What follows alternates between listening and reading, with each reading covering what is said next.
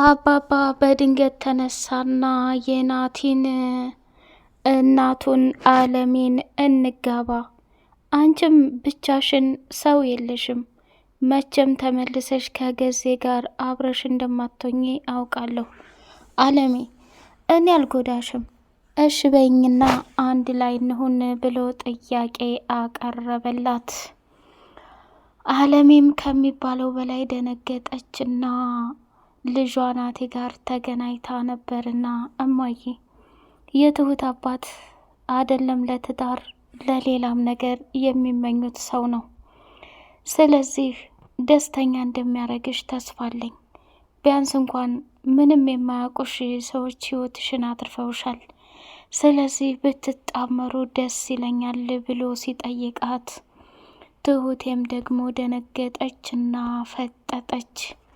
አባዬ ከመቼ ወዲህ ከአለሜ ጋር ተስማማችሁና ከመቼ ወዲህ እሷን ለትዳር ፈለካት ብላ ስትለው ትሁት ለምን እንደው አላቅም፣ እጅግ በጣም መልካምና ጥሩ ሰው ናት። ስለዚህ ቢያንስ ስሜቴን የምትረዳኝ ይመስላል። በተቻለ መጠን እሷን ላለማስቀየምና እሷን ላለመጉዳት እሞክራለሁ። ሆኖም ግን እሽ የምትለኝ ከሆነ አብሬያት ለመኖር ወስኛለሁኝ ብሎ ጠየቃት። እሷም ደነገጠችና እጅግ በጣም በሚያሳዝንና በሚገርም ሁኔታ ልቧ ስለተሰበረ እኔማ ወንዶችን በፍጹም አላምንም፣ አቶ ገዛኸኝ ብዙ ነገሮችን አሰቃይቶኛል። ከስቃይም በላይ አንድ ክፍል አጉሮ መከራና እንዲሁም ደግሞ ስቃይን አብዝቶታል። አሁን ላይ በፍጹም ይሄንን የምቀበልበትና አምኜ የምገባበት ህይወት አይደለም አለችና ለአባባ ነገረችው። ትሁቴም ደግሞ አለሜ አንቺ ሁሉንም የምታውቂ ሰው ነሽ፣ እኔ የግድ አባዬን ታላገባሽ ብዬ በፍጹም ላጨናንቅሽም ሆነ ሌላ ነገር እንድታስቢ አልፈቅድልሽም። ሆኖም ግን አባዬ ከምታስቢው በላይ እጅግ በጣም ጥሩና መልካም ሰውዬ ነው። ስለዚህ አብራችሁን ብትሆኑ በጣም ደስ ይለኛል እያለች ለአባባና ለአለሜ ደስ በሚል ሁኔታ ምክሯንና ውሳኔዋን ተናገረች።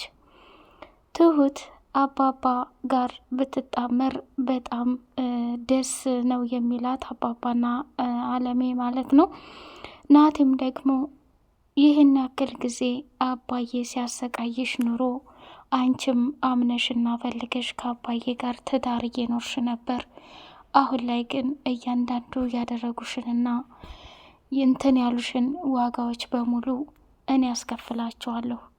እኔ የምልሽን ስሚኝ፣ ምንም ይፈጠር ምንም አብራችሁ እንድትሆኑ እፈልጋለሁኝ ብሎ ናቲ እናቱን ሲናገራት እሽታዋን መርጣለች። ሰላም ሰላም ሰላም! ውድ የተከበራችሁ የተወደዳችሁ የቻናል ቤተሰቦች እጅግ በጣም ተወዳጁና በጉጉት ስንጠብቀው የነበረው የትሁቴ ድራማ እንደቀጠለ ይገኛል። ለዚህ ቻናል አዲስ የሆናችሁ ላይክ፣ ሰብስክራይብ እያደረጋችሁ እንደምታበረታቱ ተስፋለኝ። ትሁቴ እጅግ በጣም በሚያሳዝንና በሚገርም ሁኔታ ደንግጣ ፍጥጥ ብላ ነው የቀረችው። እሱ ምንድን ነው አባዬ ቆይ አንተ ምን ሆነሃል? ከጊዜ ወዲህ ያመጣሃቸው ነገሮች አለሜ ላይ ፍቅርሽ ጨምሮብሃል አለችው። አዎ ምንም ቢሆንም ይሁን እኔ አለሜን ሳያት እጅግ በጣም ጥሩና ደግ ሴት ናት። ከእሷ ጋር አብሮ መሆኑ ምንም የሚከብድ ነገር የለውም። አየሽ በየትኛውም የህይወት ጉዟችን ላይ አንድ ሰው ለፈተናና ለስቃይ ሲመጣ ጥሩ ነገር ይዞ ነው የሚመጣው ብሎ አባባም ትሁትን መምከር ጀመረ። እሷም በጣም ከሚባለው በላይ አለሜ ውስጧ ባይፈልግም የሆነ በቃ ጥሩነቱና መልካምነቱን ካየሁኝ ወዲህ ሌት ያለ ሰው ነው፣ እሱን ጋር መጣመር እፈልጋለሁ ስትል እውነታውን ለልጇ ስትነግረው ናቲም በጣም ደስተኛ ሆነ። እንግዲህ አቶ ገዜን ሁላቸውም ተባብረው አረመኔ ጉድጓድ ለማስገባትና እድሜ ልኩን ዋጋ ለማስከፈል ቆርጠው ተነስተዋል። አለሜ እኔ መቼም ቢሆን ይቅር አልለውም። ያች እንኳ መናጤና ከባድ ሚስቱ በተደጋጋሚ እኔን ለመጣልና እንዲሁም ደግሞ እኔን ገደል ለማስገባት ያላደረጉት ነገር የለም። ብዙ ነገር አድርገውኛል፣ ብዙ ስቃይም አብልተውኛል። ስለዚህ የምፈልገው ነገር በነጻነት ደስተኛ ሁኜ ጥሩ ህይወትን መኖር እፈልጋለሁ ስትል እውነታውን ስትናገር እሱም አምኖ ከመቀበል ውጭ ምንም አማራጭ የለው። እማዬ እያንዳንዱ በህይወት ጉዞች ላይ ላደረጉት እና እንደዚህ ዋጋና መስዋዕትነት ላስከፈሉች ሰዎች የእጃቸውን እሰጣቸዋለሁ። ከአንቺ የሚጠበቅብሽ ትልቁ ነገር በቃ ራስሽን እንድጠብቅልኝ ይፈልጋለሁ። የትሁቴንም ልጅ አለበት ቦታ ላይ ፈልጌ እኔ አመጣለሁ። የአባዬን ደካማ ጎኑን ስለማውቀው ምንም እንዳታስቢ ብሎ ሲላት፣ እሺ የኔ ልጅ ምንም ችግር የለው። አሁንማ የትሁቴን አባት የመሰለ መልካም ሰው ስላገኘሁኝ በህይወቴ ደስተኛ ሁኜ እኖራለሁ ብላ አለችው። አይ እማዬ፣ አሁን አንቺ እየቀለድሽብኝ ነው ወይስ እውነትሽን ይሆን እያለ በጣም ግራ ተጋብቶና የሚሆነው ሁሉ ግራ ገብቶት አፍጦ እያያት ነበር። አባባ ከሚባለው በላይ ደስ አለውና ይህን ነገር ትሁቴ እኔ ለካሌብ አላማከርኩትም፣ ለአንቺ ነው እየነገርኩሽ ያለሁት። ምን አለ መሰለሽ በህይወቴ ትልቅ ዋጋና መስዋዕትነት መክፈልም የምፈልገው እንዲከፈልም የምፈልገው አንቺ ብቻ ትትኖሪልኝ ነው። አንቺ ወደዛ አጋጣሚ ባትሄጂ ኑሮ አለሜን በጭራሽ ማገኘት አንችልም ነበር እያለ ተናገረ ማለት ነው። እንግዲህ አለሜ በጣም በሚገርምና በሚደንቅ ሁኔታ ለአባባ ያላት አመለካከትና ክብር እጅጉን በጣም ነው ደስ የሚለው ማለት ነው። አባባ ሁል ጊዜም ቢሆን ትሁቴን ይወዳታል፣ ያከብራታል። እንዲሁም ደግሞ ከሚባለውና ከሚነገረው በላይ ለሷ ያለው መውደድ የተለየ ነው። ልጄ ነሽ እያለ እንደ ልጅ እያከበረና እየወደዳት አብሯት ቀጥሏል ማለት ነው። ሌላው በተጨማሪ እንግዲህ የሚያሳዝነውና ትልቁ ነገር ደግሞ አባባ እስከ መጨረሻ ድረስ ላልለያይ ቃል ገብቼልሻለሁኝ ሲላት እሷም ከሚባለው በላይ ደስ አላትና ብቻ ወንዶችን ለማመን በጣም ይከብደኛል። ምን አለ መሰለህ አንተ እኮ እጅግ በጣም ለየት ያልክና ጥሩ ሰው ነህ። መጀመሪያ ላይ እንዳየሁህ የምታደርጋቸው ነገሮች እንዲሁም ደግሞ እኔ ምንም ሳታቁኝ ሁላችሁም መታችሁ ለማትረፍና ለማዳን ብዙ ዋጋና መስዋዕትነት ከፍላችሁልኛል። በቃ ትሁቴንም ደግሞ እኛ ቤት ከመጣይ ጀምሮ ትንከባከበኛለች፣ ታበላኛለች፣ ታጠጣኛለች። ብዙ ነገር ነው እያደረገችልኝ። ዛሬ ደግሞ አንተ እንደዚህ ለትዳር በክብር ስለጠየቀኝ ደስ ብሎኛል ብላ አለችውና እጁን ያዝ አደረገችው። አባባም እቅፍ አደረጋትና ምንም አትጨናነቂ አለሜ፣ ሁል ጊዜ ካጠገብሽ ነኝ። አሁንም ቢሆን ይህንን አረመኔና አደገኛ ሰው ሁላችንም ተባብረን እያንዳንዱ ያደረጋትን ክፋትና ተንኮል የእጁን እንሰጠዋለን ብሎ ነው የተናገረው ማለት ነው። አባባ መቼም ቢሆን መቼም ያሰባትና ያቀዳትን ሳያደርግ ወደኋላ እንደማይል ግልጽ ነው። ናቲ ደግሞ አሁን እረፍት አገኘቻለሁ እማዬ፣ እዚህ ሰውዬ ጋር ከሆንሽ የሰው ልጅ በትልቅ ሀብትና በትልቅ ህይወት ላይ ሲኖር ውስጡ ሰላም ካልሆነ ምንም ደስተኛ ሊሆን አይችልም።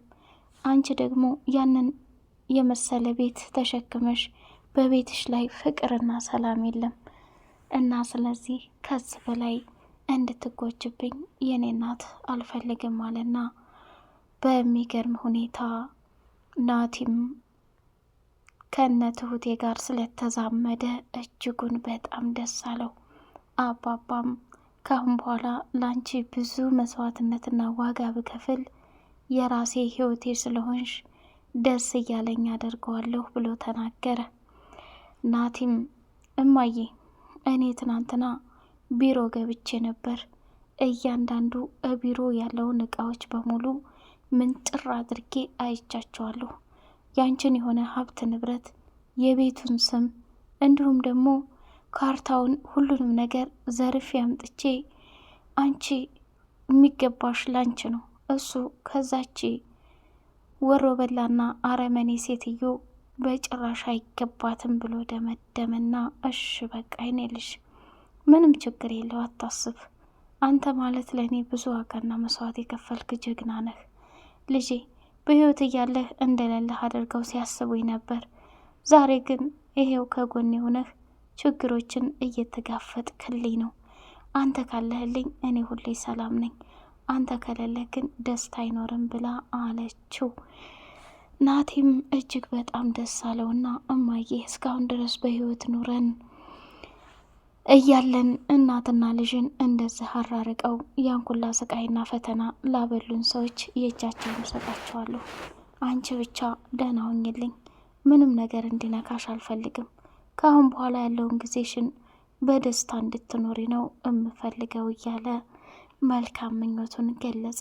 ትሁቴም ደግሞ አያችሁ እህቴ ባለፈው ደውዬ በማይመለከትሽና በማያገባሽ ነገር እየገባሽ ችግር ፈጥረሽ ይሄ ሁሉ ስቃይ እንዴት ለምን እያለች ስትከራከረኝ የነበረው ልክ ናት። አያችሁ እኔ የማይመለከተኝ ነገር ላይ ገብቼ ልጄን አጣሁ። አባቴ በንደትና በሀሳብ እየተቃጠለ ይገኛል።